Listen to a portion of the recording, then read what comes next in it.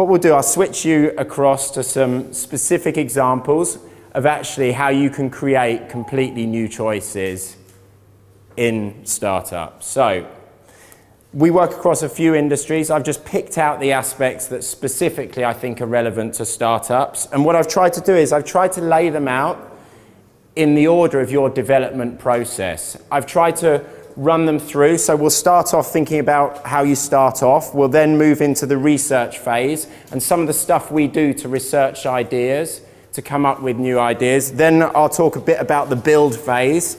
So actually how you can make it differently as a result of this process. And then I'll talk about shipping it, getting to beta, how we can learn fast in that process. So it actually says 12, you've got an extra one free, there'll be 13 here. There's some video embedded in this, that's an experiment, none of us have done that yet, so we'll see if it works.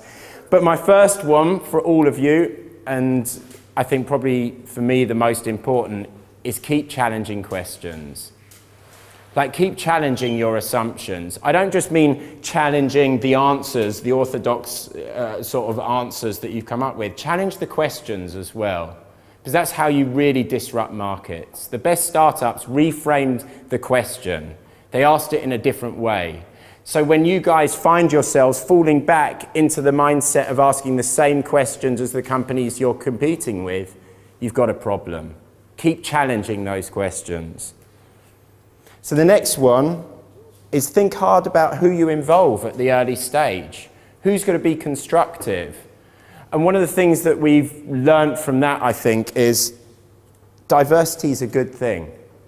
So this is actually an exercise we did to ask people to show things they love from all of our different offices.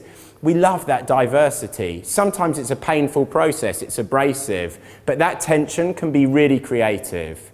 So actually in your team, make sure you've got that little bit of abrasion. Make sure there's someone that pushes back and says, no, I don't agree. I don't think it should be done like that. And make sure that actually they have the forum where they can share those views. A similar point is involve partners in the process. So out there in the world, there are a whole lot of people that are smarter about specialist subjects that you're working on than you guys. Fact. Involve them in the process.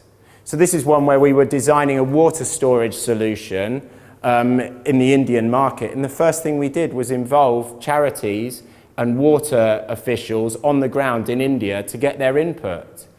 Always involve people smarter than the core team because you learn faster. So that's kind of a summary of framing the question and setting the company up right.